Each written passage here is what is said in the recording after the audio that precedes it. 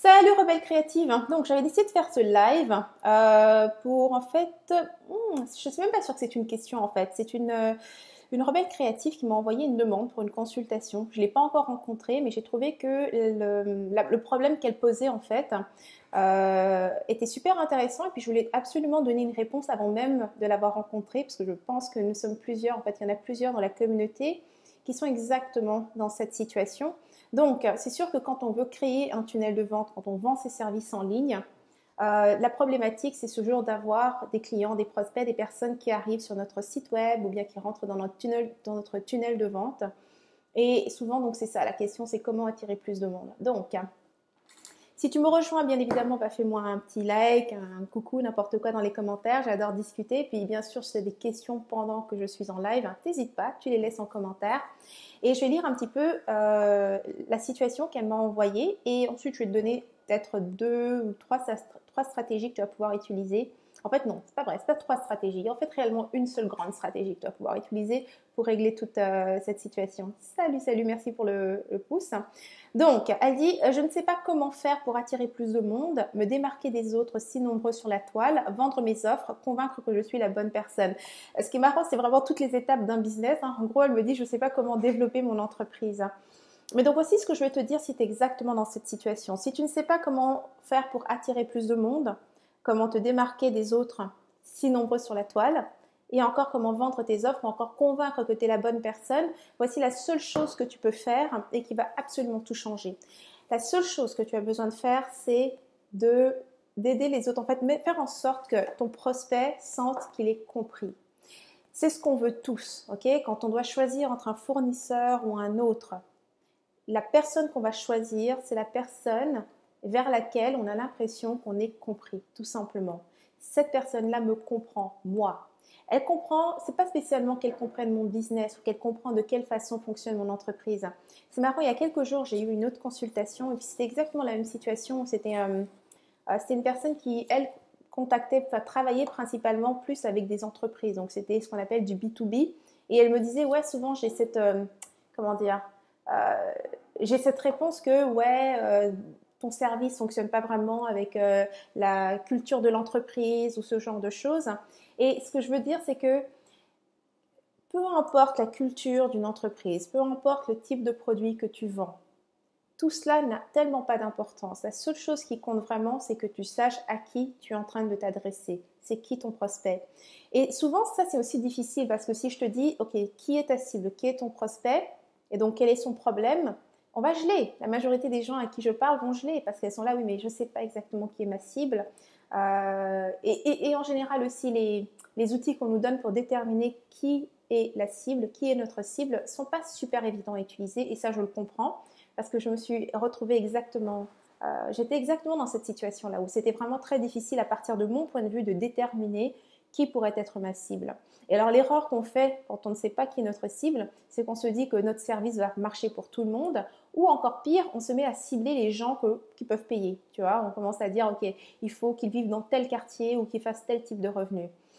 Par expérience, ce que je peux te garantir, c'est que quand tu mets en place donc un tunnel de vente, c'est-à-dire une série de communications qui permet à ton prospect de savoir qui tu es, ce que tu fais, les résultats que tu offres, eh bien, comment dire, ce qu'il fait comme revenu ou bien dans quel quartier il est ou dans quelle ville ou quel pays il est a beaucoup moins d'importance que de vraiment comprendre quelle est sa situation, quelle est sa difficulté.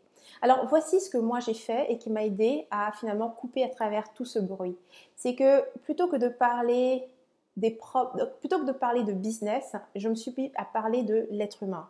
Je me suis mise à parler des difficultés que moi j'ai vécues, tout simplement, en développant mon entreprise, en décidant de changer de voie, en décidant de créer ma propre méthode. J'ai simplement partagé mes problématiques en tant que femme entrepreneur. Parce que je savais une chose, c'est que la personne qui connecte avec mon histoire, eh bien, sera mon client idéal, tout simplement. Donc, ici, c'est beaucoup une question d'authenticité. Il ne s'agit pas d'essayer de trouver la super phrase ou bien le problème à mettre de l'avant, mais d'oser se montrer soi. Si tu oses te montrer toi, donc tu te montres réellement tel que tu es, eh bien, tu vas connecter intimement avec les gens.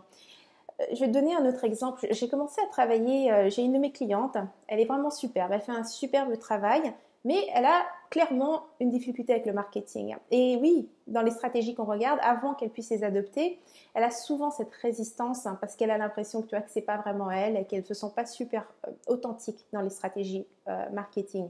Et encore une fois, c'est à toi d'adapter ta communication en fonction de la personne que tu es. Tu vois, le truc, c'est de ne pas... Et ça, je veux dire, c'est vraiment le secret de toutes les choses. Hein. N'essaie pas de trouver ta cible. N'essaie pas de plaire aux gens. Fais ce que toi, tu as envie de faire. C'est marrant, il y a une des directives quand tu prends l'avion. Moi, j'adore prendre l'avion. D'ailleurs, je prends très très bientôt l'avion. Je vais bientôt aller à Paris. Je serai là quelques jours. De toute façon, je vais partager l'information encore une fois dans ma communauté. Je serai partie à Paris et puis à Milan également, début juillet. Et il y a une des directives qu'on entend souvent donc dans l'avion, c'est qu'en cas de problème, donc il y a les masques à oxygène qui vont être libérés, et ce qui est recommandé, et c'est génial parce que tu vois vraiment l'image, c'est une mère avec sa petite fille, ok? On montre une petite fille de peut-être 5-6 ans qui est à côté d'elle, et ce qu'on dit, c'est de d'abord mettre le masque à oxygène sur son visage, et ensuite tu peux t'occuper de ta fille.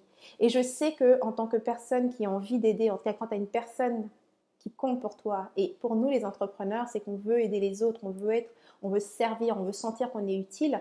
Du coup, on a constamment notre regard vers les autres, ce qu'ils attendent, quels sont leurs besoins, qu'est-ce que je pourrais dire pour les convaincre. Et tant que tu es dans cet élan qui est donc de regarder ce que les autres attendent de toi ou ce qu'ils veulent de toi ou qu'est-ce que tu pourrais leur offrir et comment tu pourrais les convaincre, tu ne peux pas offrir une solution, comment dire, tu ne peux pas te distinguer de ce qui est déjà offert dans le marché parce que tu approches le problème à l'envers. Donc, sois toi-même, okay? Et peu importe ce que ça veut dire, parle de tes problématiques. Je me souviens, une des problématiques que j'avais quand j'ai commencé mon entreprise, c'était justement ça. C'était que je ne savais pas exactement. En fait, excuse-moi, une des problématiques que j'ai quand j'ai commencé mon entreprise, c'était surtout au niveau des peurs et des blocages. Et donc, la seule chose que je pouvais faire à ce moment-là, c'était partager ce que moi je vivais comme blocage, comme peur, et donner des solutions en fonction des solutions que moi j'avais utilisées. Donc c'est comme ça que j'ai d'abord attiré les premières personnes dans ma communauté, simplement en partageant mes blocages et mes peurs par rapport à la destination que je m'étais donnée. Donc je décidais de créer cette entreprise en ligne et il y avait des peurs, il y avait des blocages, il y avait des choses. Et jusqu'à aujourd'hui, c'est toujours ce que je fais. Rien n'a changé dans mon histoire. Je continue de grandir. Les épreuves, les difficultés que j'avais dans la première année ne sont plus les mêmes que celles que j'ai aujourd'hui, mais j'ai encore des défis. Et lorsque j'ai rencontré ces défis, eh bien, je les partage et ensuite je partage les solutions que j'ai découvertes. Et en donnant cette information de façon aussi vraie et simple, ce qui se passe, c'est que tu laisses les personnes décider elles-mêmes si oui ou non tu es la bonne personne. Par contre, ce qui est certain, c'est que tu te distingues parce que ton histoire est unique. Tout le monde n'a pas marché le même chemin que toi. Oui, il y a plusieurs personnes qui décident tous les jours de démarrer une entreprise. Oui, tous les jours, il y a des personnes qui décident de changer de voie. Mais tout le monde ne le fait pas de la même façon. Ton histoire est unique. La manière dont tu approches les choses est unique. Donc, concentre-toi d'abord sur ce que toi tu veux. Ne te préoccupe absolument pas, mais alors là, zéro de ce que les autres veulent. Dis-toi simplement qu'en partageant tes trucs, en partageant ton histoire et ton chemin, tu vas aider automatiquement, c'est-à-dire sans faire le moindre effort dirigé, tu vas aider automatiquement les personnes qui ont besoin d'entendre ce que tu as à dire. C'est ça, créer une connexion émotionnelle. Crée d'abord une connexion émotionnelle. Et c'est marrant, c'est qu'on veut prendre des raccourcis. On veut faire des revenus, vendre avant même d'avoir créé la connexion émotionnelle. La vente, c'est une connexion émotionnelle. Nous prenons nos décisions à partir de nos émotions. En tant qu'être humain, c'est comme ça que nous fonctionnons. Même si on aime penser que nous adorons penser que nous sommes des êtres logiques, tu sais, je pense donc je suis, c'est pas vrai. La réalité, c'est que ce sont nos émotions qui guident toutes nos décisions et ensuite, on essaie d'essayer de rendre ça plus rationnel en disant ouais j'ai acheté ça parce que. La réalité c'est que c'est toujours une décision qui est d'abord émotionnelle. Donc crée une connexion émotionnelle avec tes prospects et tu n'as pas besoin de savoir qui sont ces prospects, tu as juste besoin d'être vrai et de parler des difficultés que toi tu rencontres sur ton chemin pendant que tu avances vers le résultat que tu veux. Et je vais terminer là-dessus parce que je sais que quand je dis ça, le blocage, c'est qu'on a l'impression d'être mis à nu quand on fait ça, tu vois. Ouais, mais si moi, je ne l'ai pas encore réalisé et que je le dis de but en blanc comme ça que je ne l'ai pas encore réalisé, comment est-ce que je vais pouvoir vendre mes services, comment est-ce que je vais pouvoir guider les gens vers cette prochaine étape. Mais c'est là qu'il faut vraiment être très clair. C'est pour ça que, comment dire, on grandit tous ensemble. Comme je t'ai dit, j'ai commencé d'abord à vendre, d'abord à parler des peurs et des blocages que j'avais sur mon chemin pendant que je créais mon entreprise en ligne. Donc forcément, les premières étapes, c'était ça. C'était simplement aider les gens à dépasser ces peurs et ces blocages. Ensuite, j'ai été en mesure de créer une communauté comme ça. Donc la prochaine étape, j'ai aidé d'autres à créer leur communauté. Ensuite, j'ai commencé à créer des formations en ligne et les vendre. Donc j'ai aidé l'autre à créer leur formation en ligne. Ensuite, j'ai commencé à faire des webinaires. Ensuite, j'ai aidé. Tu vois, tu fais un pas, tu aides le suivant. Tu fais un pas, tu aides le suivant.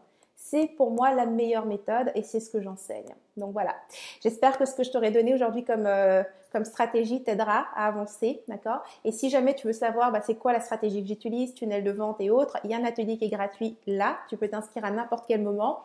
Et après l'avoir vu, tu auras la possibilité de prendre un rendez-vous si tu veux une consultation, discuter avec moi pour voir de quelle façon est-ce que cette stratégie peut s'appliquer pour ton entreprise. Okay. Donc voilà, ça termine ce live. Merci à tous ceux qui étaient là, encore une fois. Et puis on se reverra très très bientôt pour d'autres stratégies sur ma page Facebook. Plein d'amour et à très bientôt.